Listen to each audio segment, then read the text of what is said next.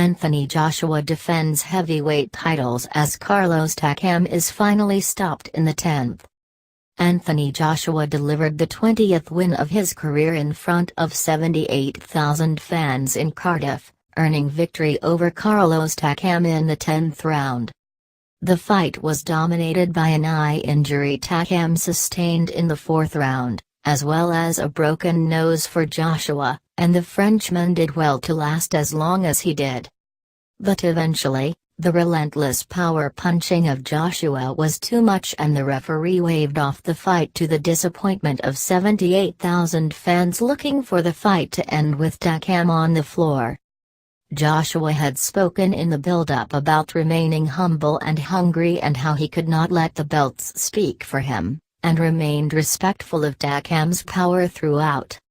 He was more than aware of the potential for Takam to represent a banana skin as a powerful, fast puncher and a late replacement for Kubrat Pulev.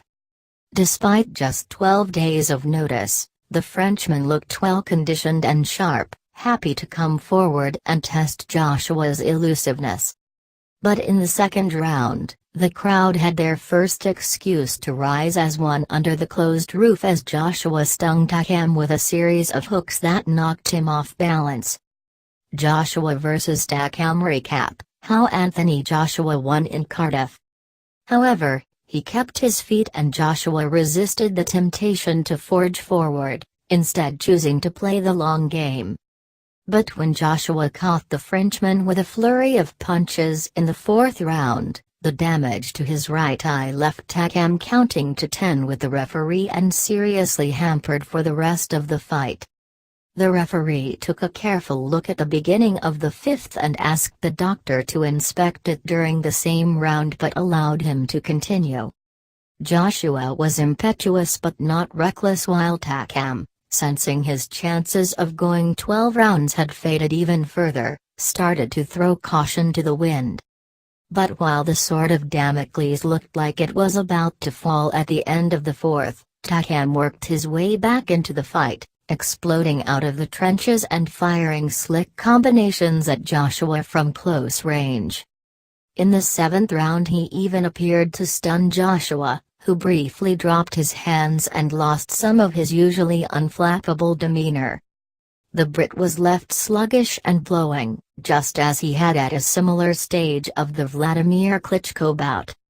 But just as he had then, he rallied and found second wind, fighting behind a lengthy and stiff jab.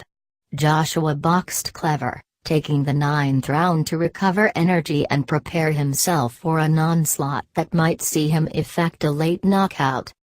And sure enough, another flurry of powerful hooks left Takam rocking on his feet before the bout was waved off and the referee decided the Frenchman had to be saved from himself. And Joshua compared his opponent to one of boxing's greats after his fearless display. "He's like Evander Holyfield, coming under and popping up, but this is championship fighting and imagine it broke," Joshua said in the ring. "I couldn't breathe and he started catching up in the later rounds. It would have been a massive disaster, so I had to keep my cool. I've got a few months to heal it up. I'll go and see some good doctors to crack it back into place and then we continue with training. You have to control these situations because if I showed any signs of weakness the ref could have jumped in and done whatever."